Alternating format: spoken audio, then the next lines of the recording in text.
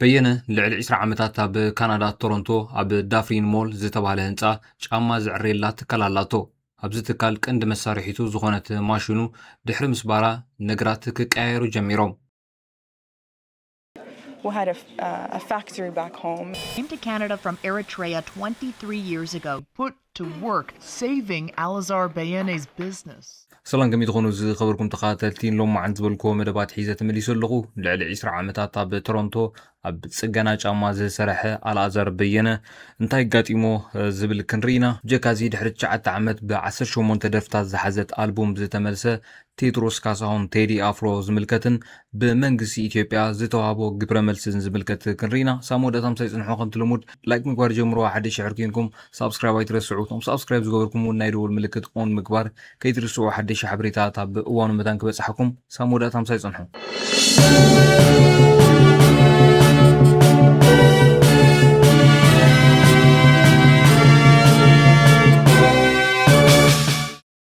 በየነ ልዕሊ 20 ዓመታት ኣብ ካናዳ ቶሮንቶ ኣብ ዳፍሪን ሞል ጫማ ዝጽግነላ ትካል ኣላቶ። ኣብዛ ትካል ቀንዲ መሳርሒቱ ዝኾነት ማሽን ድሕሪ ምስባራ ግን ነገራት ክቀያየሩ ጀሚሮም። ዝዕረዮም ጫማታት ክውሕዱ ጀሚሮም፣ ናብ ክሳራውን ከኣቱ ጀሚሩ። እታ ማሽን ባዕሉ ክጽግናዩ ነይሩ መደቡ። እንተኾነ ግን እቲ ኣብ ሞንትሪያል ዝመደበሩ ንብረት እታ ማሽን ዘቕርብ ዝነበረ ኩባንያ ስለ ዝተዓጽወ እቲ እንኮ ኣማራጺ ድማ ምትካእ ጥራዩ ነይሩ። እቲ ጸገም ግን 11,000 ዝኣክል ወጻኢታት ኣለዎ። እዚ ኻኒ ልዕሊ ዓቕሚ እዩ ነይሩ። I brought my boots in and I wanted the zipper fixed, and Alazar looked sad and said, actually, my machine is broken. ሻንዱር ዝተባህለት ናይ ነዊሕ እዋን ዓሚል ኣብ ዝቐረባ እዋን ናይ ክረምቲ ጫማ ሒዛና ብበየነ ብምምጻእ ንኽጽግነላ ሓተተቶ። ዚፐር ክቕይረላ ይኽእል እንተኾይኑ ድማ ሓተተቶ።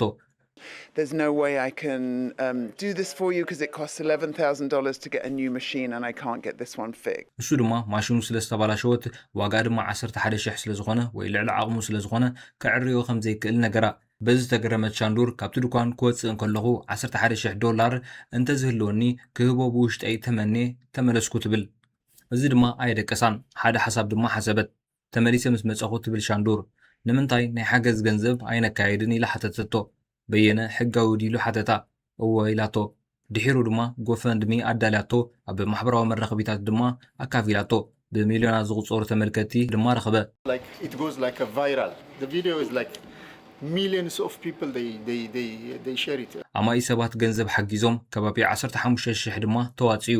ዋላ እውን ዳፍሪን ሞል ወይ እቲ ከባቢ ኣበይ ከም ዘሎ ዘይፈልጥ ዋላ እውን እንተኾነ ብጎፈንድሚ ኣብ መላእ ዓለም ኣብ ዝርከቡ ሰባት ማለት ካብ ቴክሳስ፣ ካሊፎርኒያ፣ ታይላንድን ዓባይ ብሪጣንያን ወፈያታት ኣካይዶም።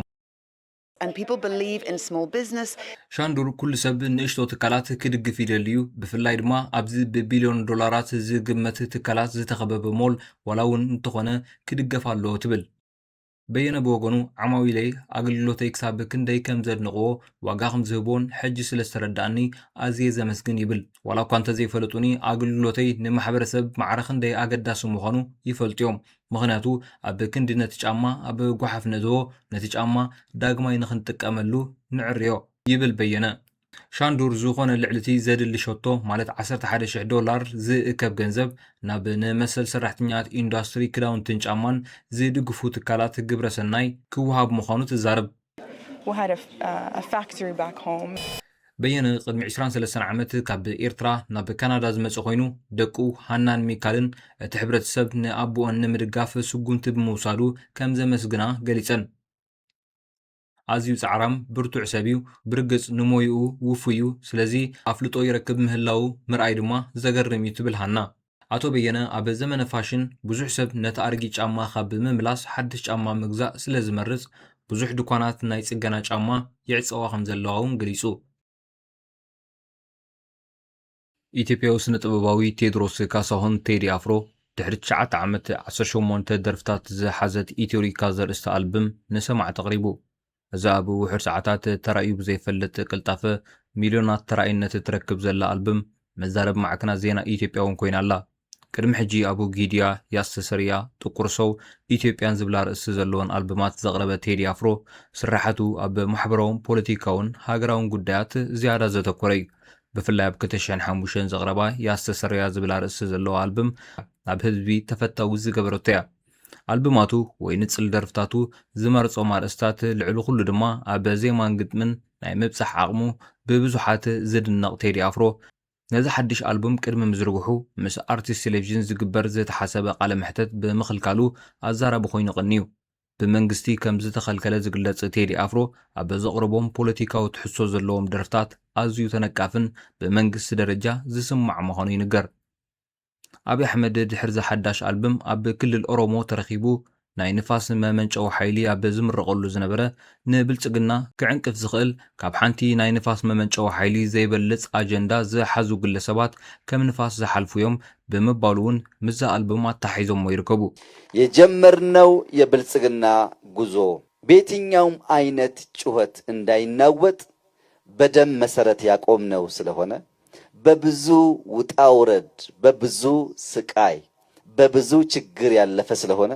አሁን ትናንሽ እዚህ ከተከልናቸው ፋርሞች የአንዱን ያክል ንፋስ የማያንቀሳቅሱ አጀንዳዎች የሚያውኩን ሰዎች አይደለንም ቴዲ አፍሮ ኣብታ ኢትዮሪካ እትብል ሓዳሽ ኣልበሙ 18 ደርፍታት ዝሓዘት ኮይና ኣብዞም ደርፍታት ብዛዕባ ኢትዮጵያን ሃገራዊ ሓድነትን ፍቕርን ማሕበራዊ ጉዳያትን ይዛረብ ኣብታ ኢትዮሪካ እትብል ደርፊ እውን ብዛዕባ ኣፍሪካ ይዛረብ እዩ ኣብታ ዳስጣል እትብል ደርፊ ኢትዮጵያ ከም ዝሞተት እታ ቀጠልያ ብጫ ቀይሕ ባንዴራውን ከም ዝወደቐት ይገልጽ ምስጢር ናይ ዩቲዩብ ብዝርዝር ዝሓዘ ትምህርቲ ኣብ ቀንዴል ኣካዳሚ ተዳሊልኩም ኣሎ ዩቲዩብ ንምጅማርን ብሓፂር ግዜ ዕውት ንምግባርን ካብ ቪድዮ ምድላው ጀሚሩ ቴክኒካትን ምስጢር ዩቲዩብን ንምፍላጥ ብተወሳኺ ቪድዮ ኤዲቲንግ ግራፊክ ዲዛይን ፎሬክስ ትሬዲንግ ዝኣመሰሉ ኮርሳት ኣብ ቀንዴል.com ተዳሊልኩም ኣሎ ቀንዴል.com